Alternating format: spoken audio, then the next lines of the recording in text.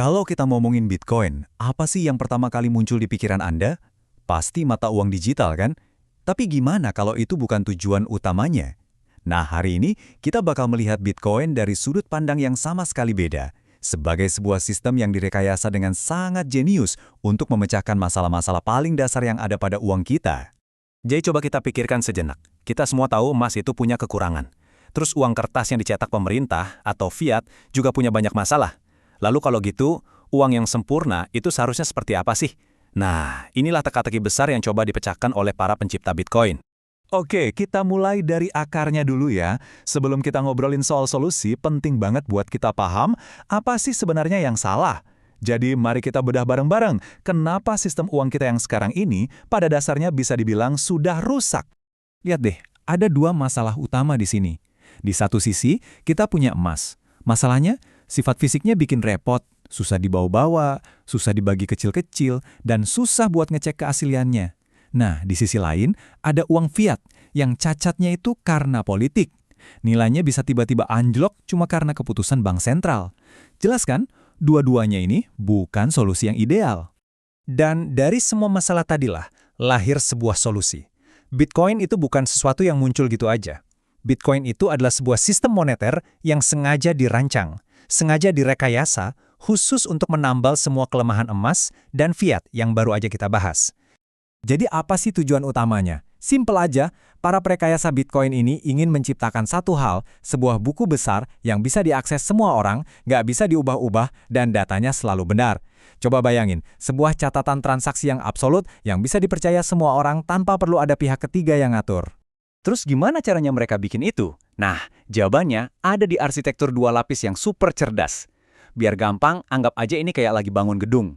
Lapisan pertama itu fondasinya, super kuat, super aman, yang menjamin kelangkaan dan keamanan sistem. Baru deh di atasnya, dibangun lapisan kedua, yaitu jaringan buat transaksi sehari-hari yang cepat dan efisien. Masing-masing punya tugasnya sendiri, tapi saling melengkapi dengan sempurna. Coba kita pakai analogi lain. Anggap lapisan satu ini kayak berangkas super aman di bank sentral. Isinya itu emas batangan murni yang cuma dipakai buat transaksi-transaksi raksasa dan penyelesaian akhir antar bank. Prosesnya memang sengaja dibuat lambat, tapi hasilnya super aman dan gak bisa diganggu-gugat. Inilah fondasi kepercayaan dari seluruh sistem Bitcoin. Nah, kalau lapisan satu tadi itu ibarat emas batangan yang berat dan kokoh, lapisan dua ini justru kayak air. Dia dibangun di atas fondasi yang kuat tadi, tapi dirancang supaya bisa mengalir dengan bebas, cepat, dan lancar. Lapisan inilah yang memungkinkan kita melakukan transaksi sehari-hari kayak beli kopi misalnya, bisa jadi instan dan biayanya murah banget. Oke, dan implikasi dari sistem ini, wah, ini jauh lebih besar dari sekedar uang loh. Ini membawa kita ke sebuah ide yang lebih fundamental lagi. Bagaimana kita mendefinisikan ulang arti dari kepemilikan atau properti di era digital ini? Kutipan ini benar-benar merangkum semuanya. Kok bisa dibilang gitu? Karena kepemilikan Bitcoin Anda itu dilindungi oleh matematika dan kriptografi. Selama Anda dan hanya Anda yang memegang kunci pribadi, sebuah kode rahasia, maka nggak ada satu orang pun di planet ini, nggak ada pemerintah manapun yang bisa mengambil aset Anda. Ini level kendali yang belum pernah ada sebelumnya. Coba deh kita bandingin sama properti yang kita kenal sekarang. Rumah bisa disita, tanah bisa kena pajak yang tinggi, emas batangan susah dipindahin dan bisa dicuri. Semua aset fisik itu punya kelemahan. Nah, Bitcoin dari desainnya mengatasi semua masalah klasik ini.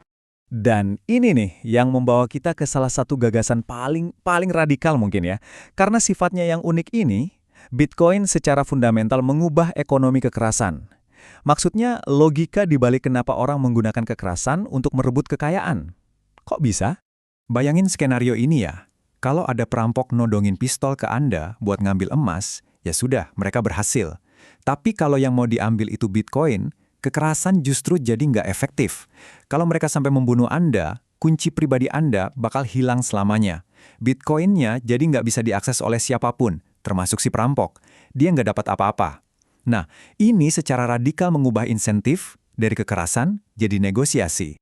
Dan logika yang sama ini berlaku di skala yang jauh lebih besar. Sebuah negara nggak bisa gitu aja nyerbu negara lain buat menjarah cadangan Bitcoin mereka. Nggak seperti menjarah emas atau minyak. Aset ini secara fisik nggak bisa direbut dengan paksa. Ini benar-benar mengubah kalkulasi dalam konflik, baik di tingkat individu maupun antar negara. Oke, Sekarang kita geser sedikit ya, ke area yang mungkin sama sekali nggak Anda duga. Ternyata, teknologi di balik Bitcoin ini punya potensi buat memperbaiki sesuatu yang kita pakai, ya setiap hari, internet. Ini ide yang cukup liar, tapi coba pikirkan, gimana kalau salah satu fungsi terbesar Bitcoin di masa depan itu bukan sebagai uang, tapi sebagai alat untuk memberantas masalah-masalah keamanan cyber yang merajalela di dunia digital kita. Jadi gini, masalah paling mendasar di internet sekarang itu adalah nggak ada yang namanya biaya atau konsekuensi nyata untuk berbuat jahat. Spam, bot, penipuan online, itu semua bisa merajalela karena biayanya nyaris nol bagi para penyerang. Mereka nggak perlu mempertaruhkan apa-apa. Oke, coba bayangin skenario ini. Ada satu orang bikin 10.000 akun bot buat nyebak spam atau melancarkan serangan siber. Ini bukan fiksi ya, ini kejadian tiap hari di platform-platform besar yang kita pakai. Terus berapa modal yang dia butuhkan buat melakukan serangan ini? Efektifnya, Rp0. Gratis. Inilah akar masalahnya. Nggak ada penghalang ekonomi sama sekali untuk melakukan kejahatan di dunia maya. Nah, disinilah Bitcoin datang dengan solusi yang elegan banget. Dengan kemampuan pembayaran mikronya, sebuah platform bisa minta uang jaminan atau deposit yang super kecil, misalnya Rp1.500 aja, untuk setiap akun baru. Uang jaminan ini bisa dikembalikan lagi kalau akun itu terbukti bukan bot dan berkelakuan baik. Dan lihat deh apa yang terjadi. Kalau setiap dari 10.000 bot tadi harus bayar deposit Rp1.500, serangan yang tadinya modalnya 0 sekarang butuh modal 15 juta rupiah. Tiba-tiba, hitung-hitungannya jadi beda total kan? Spam massal jadi nggak menguntungkan lagi. Nah, pertanyaan yang wajar banget pasti muncul, kalau teknologinya sekeren ini, kok belum diadopsi di mana-mana ya? Buat menjawab itu, kita perlu sedikit mundur dan melihat gimana sih cara ide-ide besar itu biasanya menyebar dalam sejarah manusia. Sejarah itu nunjukin kalau ide-ide yang benar-benar mengubah dunia seringkali butuh waktu puluhan tahun buat diadopsi. Kenapa? Karena biasanya generasi lama yang menolaknya perlu digantikan dulu sama generasi baru yang tumbuh bersama ide itu. Tapi, di era internet yang serba cepat ini, bisa jadi garis waktu itu bakal jauh lebih singkat. Jadi kita udah lihat Bitcoin sebagai uang yang lebih baik, properti yang lebih kuat, dan bahkan solusi potensial buat masalah internet. Tapi kalau ditarik benang merahnya, semuanya itu satu. Ini adalah sistem yang dirancang untuk memberi insentif pada kejujuran. Nah, pertanyaan terakhir buat kita renungkan bersama adalah, kalau kita punya alat sekuat ini, apa lagi yang bisa kita perbaiki di dunia ini?